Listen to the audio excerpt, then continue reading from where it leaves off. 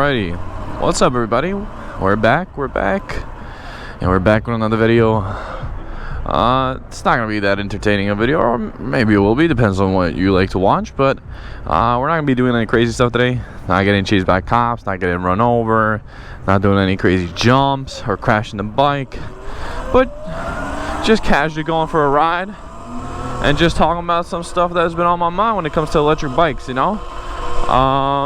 So I might be a little bit late to the party, but as you guys might know or might not know, SUPER73, which is an electric bike company, if you've never heard of it before, and it's a bike that I actually owned, SUPER73 S2, just a couple year back or two. They released a new bike, or you can't even call it a bike anymore because that's what they don't even call it a bike. It's a motorcycle. They released theirs, or they didn't release, but they announced their SUPER73 C1X. I don't know, man.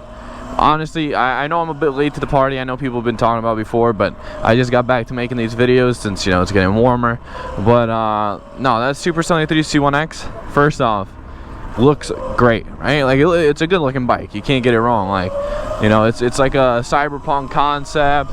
It looks good. It looks like a little Grom, but a SUPER73 electric version. But one of my gripes is the price. And the SUPER73s already cost like $4,000, $5,000 for the SUPER73 RX. It's a good amount of money. You know, you can get a Surron for that price. And I get it, you know, the styling and the brand, it all adds up to why it costs that much. It's like an Apple phone compared to a Galaxy.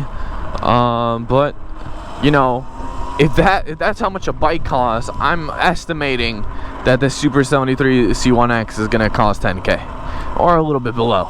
But still, it's going to be a good amount.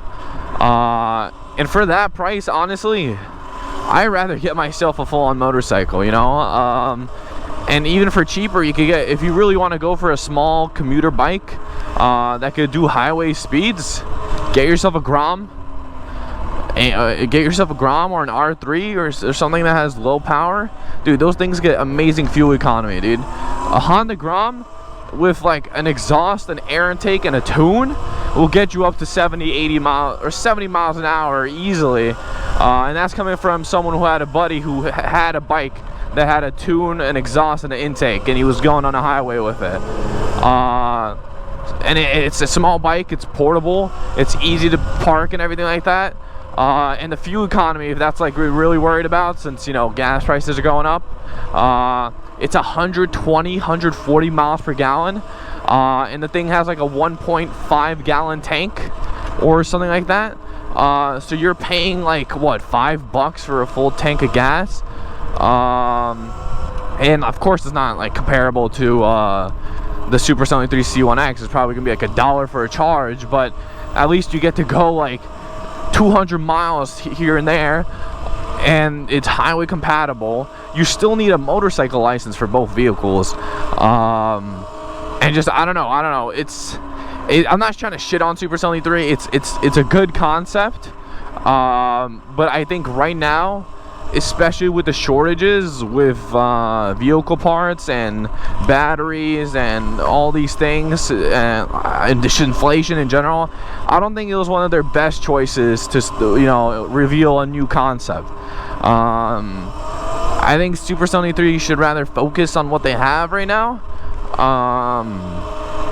You know, once again, not trying to shit on them, but from someone who owned an S2, they could definitely build upon it. You know, like, what was it? It was 48 volts. It was a 48 volt bike with like a, what, 15 amp battery or something like that. Completely, like, come on, man, they could definitely done better than that, like 100%. There's so much they could build off on it. That S2 alone could be like a Grom. Because there's so much you could do. The frame is so big, you could put stuff into it, and if they really wanted to, they would allow it. But they lock everything behind the closed doors, once again making it like an Apple company. But if they really wanted to, they could easily just open up the software, allow us to do stuff with it, or just work on their bikes on their own and make it better, you know what I mean? Like, instead of a 48 volt, add a 52 volt, you know what I mean, or something like that. Like, even go up to 60 volt, you know what I mean? Like, do something better with the bike you already have, rather than making a motorcycle, which is, it's not gonna really be that great. I'm just saying, it might be amazing, who knows. Like, I'll probably end up seeing one on a group ride or somewhere here in the city, but my opinion is it's probably not gonna end up being that great, because just, I don't know, it's gonna lack power. The 100-mile range that they're estimating is not gonna be true.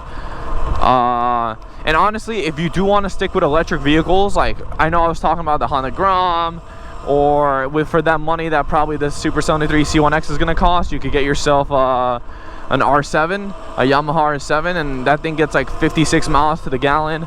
And it you know, it's a fast bike. It's easily on the highway compatible. It looks good.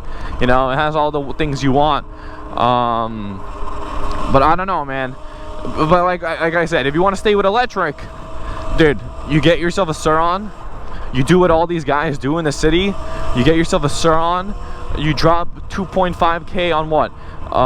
You drop 2.5K on a cheap battery, a back 8,000. That's 3,500. You sell your old parts from your stock Surron.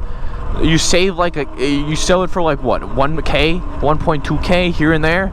You know, dude, you're gonna easily make get that bike for like 7K, and that thing's gonna be highway compatible. It's gonna get, if you're riding through the city, it won't get 100 miles, but you know, who's gonna go 100 miles? You know what I mean? You're gonna go home, throw it in your place, and charge it anyways. So you're gonna get like 60 miles with the cheap battery, the big ass 60 volts, the 60 volt 60 amps. You're gonna get like 60-70 miles on that if you're riding, you know, pretty efficiently, you know, not gassing everywhere. But yeah, I don't know, man. Once again, not shitting on it. Like, it's a great looking bike, and I saw the presentation. You know, it looks futuristic. It's not that big, so you could probably fit it in your house. It's probably like the size of an Onyx, it looked like. But I don't know, man. I have to see it in person. I have to try it out in person once they start releasing like test models and everything like that, which is probably far away since they said it's gonna be like 2023 or something like that.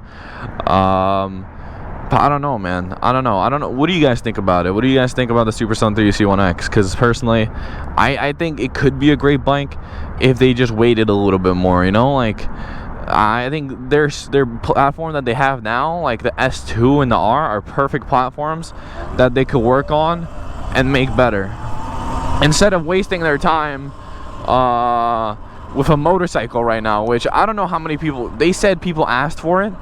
I don't know how many people asked for that thing, because personally I didn't even think SUPER73 would release something like that. And I don't, I'm just going from like other manufacturers as well. You look at Huck Cycles, which both of the Wong brothers owned, and they started off with it being a bike, then they went to it to being a moped, and they released, instead of working on their one model,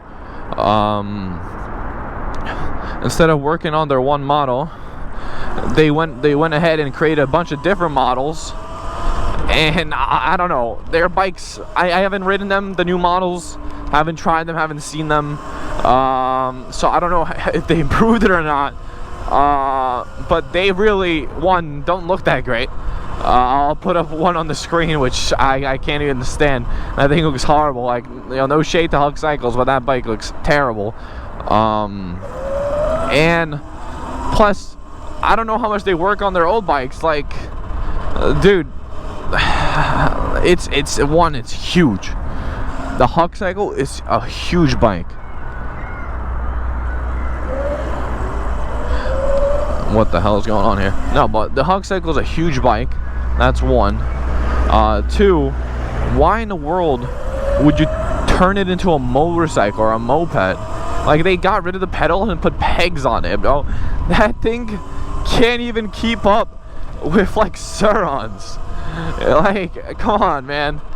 Like, the Onyx is faster, and like it's smaller and lighter.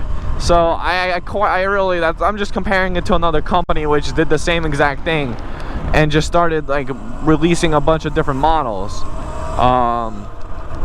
But then you look at a company like Surron, where they have one model every year. They do a little tuning here and there. They make it a little bit better, and they try and upgrade it as much as they could, and it gets slightly better. It's not the best thing in the world, but it gets slightly better every year. People buy it, you know. These things are sold out constantly. You can't find them. Unlike Super 73s, nowadays they're not. When the hype was up, they were sold out. Don't get me wrong. When I ordered my bike, I had to wait like half a year for it. But now you can order that thing; it'll come in like a couple of weeks. So there's no hype around it anymore. Now you see like moms and dads buying that shit. So it's nothing like amazing. Like, you're not gonna wow someone about it unless they don't know what it is. But I don't know, man. Like, I don't know. Like, I saw them rearrate the Super 73 R. They made the R Brooklyn or whatever it was. Okay, sure, it looks kind of better. Like, it looks better, and they added a new headlight. But besides that, they did jack.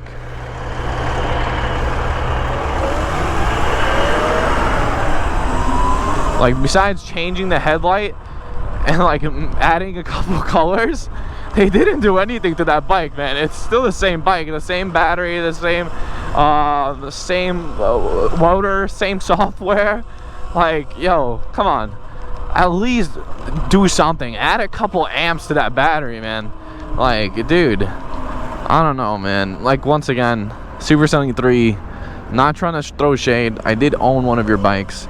I had the S2. It was fun, and it probably still would be fun if I was riding it now.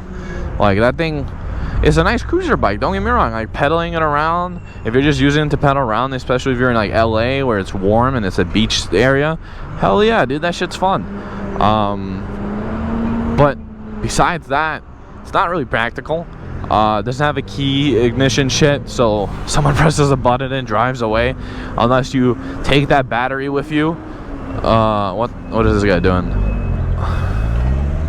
Unless you unlock the battery and take it with you. So I don't know.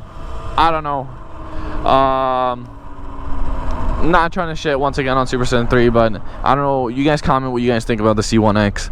Personally, it's a good looking bike. It's definitely gonna sell because it's a Super 73. It's the same thing as Apple.